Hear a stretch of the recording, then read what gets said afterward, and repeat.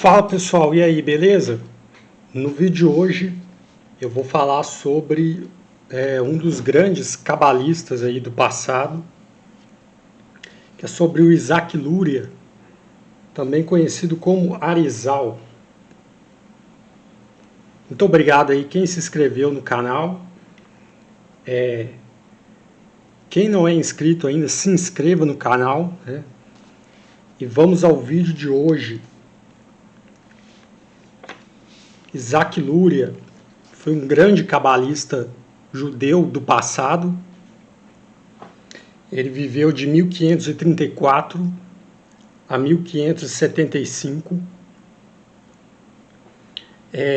Esse livro aqui, biográfico, é uma boa fonte sobre ele, né?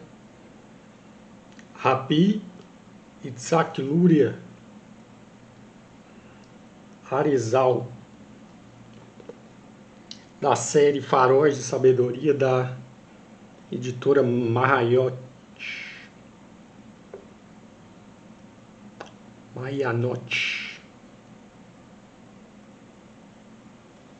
Esse aqui é um livro muito bom, muito recheado de trechos inspiradores, né, da vida dele. Só um resumo aqui, que eu vou ler aqui, que está no verso, na contracapa, né? Conhecia a linguagem das árvores, das aves e a fala dos anjos, desvendava os rostos, podia discernir tudo o que qualquer indivíduo houvesse feito e podia ver o que faria no futuro, podia ler o pensamento das pessoas. Ele conhecia os eventos futuros, sabia de tudo o que estava acontecendo aqui na Terra e o que era decretado no céu. Ele conhecia os mistérios da reencarnação, quem tinha nascido previamente e quem aqui estava pela primeira vez. Pelo cheiro de uma pessoa, podia dizer tudo o que ela tinha feito. Tudo isso vimos com nossos próprios olhos. Essas não são coisas que ouvimos de outros. Nada disso era conseguido por meio de magia. Deus não o permita, pois há uma forte proibição contra essas artes. Tudo vinha automaticamente como resultado de sua santidade e ascetismo, após muitos anos de estudo dos textos cabalistas. Essas palavras aí do discípulo dele, Chaim Vital, não é? Ele realmente tinha todas essas habilidades, né?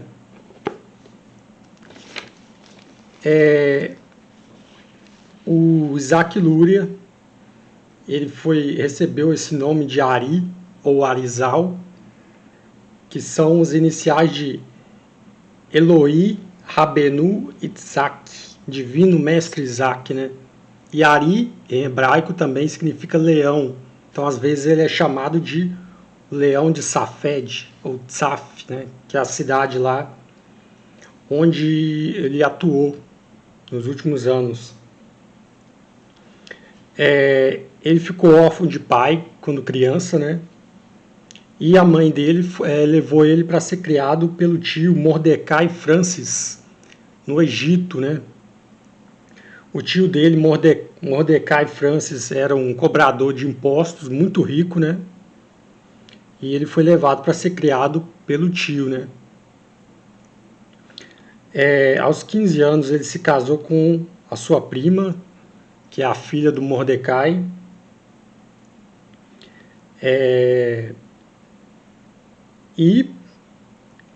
O tio dele, percebendo que era um jovem muito espiritualizado, né, resolveu sustentá-lo para ele poder se dedicar à prática do misticismo, né?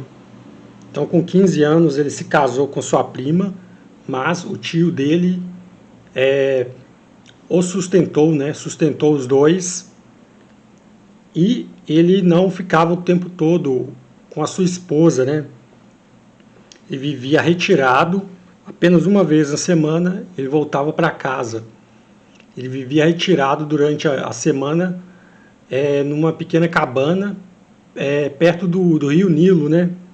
Ele vivia em retiro em meditação, em contemplação, até a véspera do sábado, né? Quando ele voltava para casa para cumprir as suas obrigações de casado. Durante esse período que ele viveu em retiro, nessa cabana,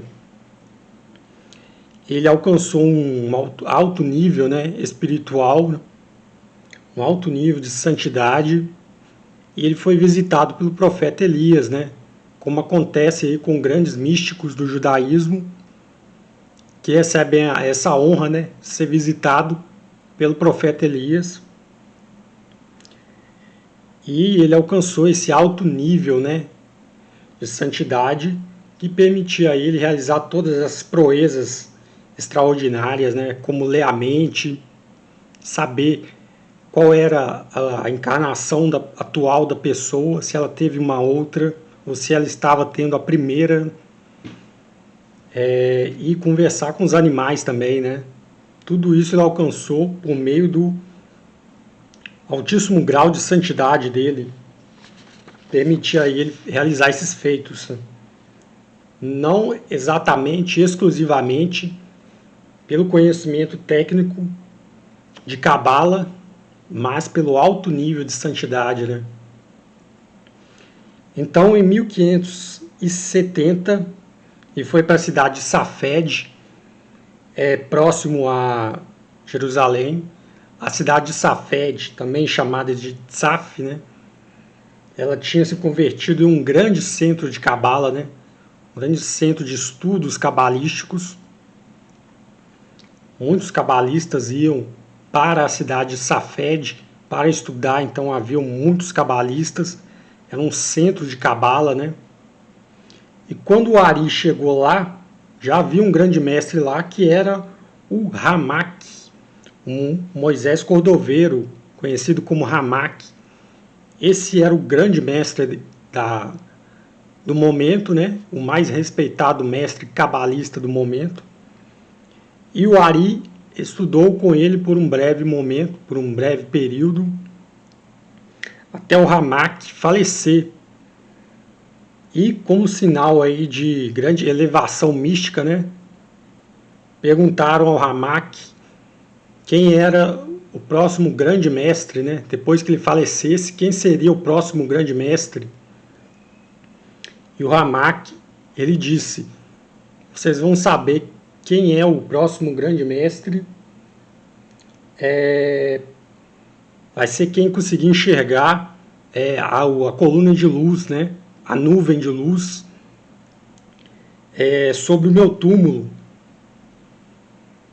Porque eles questionaram também aonde ele deveria ser enterrado, né? E ele disse, aonde aparecer a coluna de luz, uma nuvem de luz, uma coluna de luz. E ele também disse que o próximo grande mestre seria aquele capaz de enxergar essa coluna, né? O que aconteceu foi que, quando o Ramak faleceu, os seus discípulos, apoiadores, estavam indagando aonde ele deveria ser enterrado, deveria ser ali ou aqui. Então, o Ari tomou a frente e disse, apontou o local, né? Ele deveria ser enterrado ali, ó, naquele local, porque ali é que tem uma coluna de luz, uma nuvem de luz, né?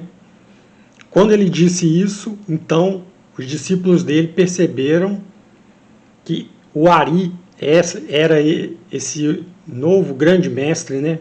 Porque só ele foi capaz de enxergar a coluna de luz, que é o local onde deveria ser o túmulo do Ramak, né? Então o Ari foi reconhecido como o próximo grande mestre da cidade de Safed, né? E como eu disse aí sobre as habilidades dele, né? Ele podia conversar com as plantas, com as árvores, com os animais, com anjos. Ele lia a mente das pessoas, né? Só de olhar para o rosto de uma pessoa, ele sabia o que a pessoa estava pensando, sabia o que ela fez no passado, sabia qual encarnação era aquela daquele indivíduo, né? Tudo isso devido ao alto grau de santidade, né? Dentre aí os ensinamentos cabalísticos do Ari, ele falava sobre o mérito de meditar no túmulo de um sábio, né? Ele estimulava esse exercício, né, aos alunos, que havia grande mérito do aluno meditar sobre o túmulo de outro sábio do passado, né? Ele passava ali instruções de alguns exercícios específicos para serem meditados sobre o túmulo de outro grande mestre, para receber, né, uma revelação.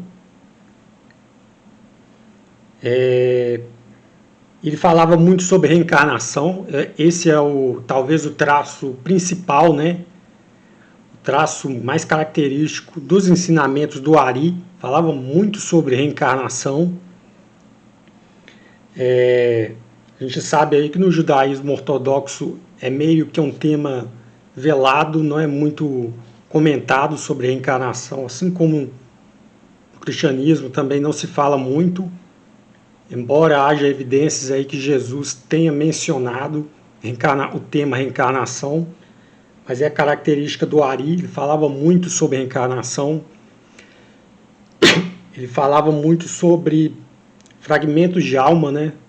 Ele falava que alguns indivíduos possuíam fragmentos de almas, né? Umas almas elas tinham essa característica de terem diferentes fragmentos, né? E o principal discípulo dele foi Chaim Vital. O Ari, ele não escreveu livros, as aulas dele eram como se fossem palestras, né?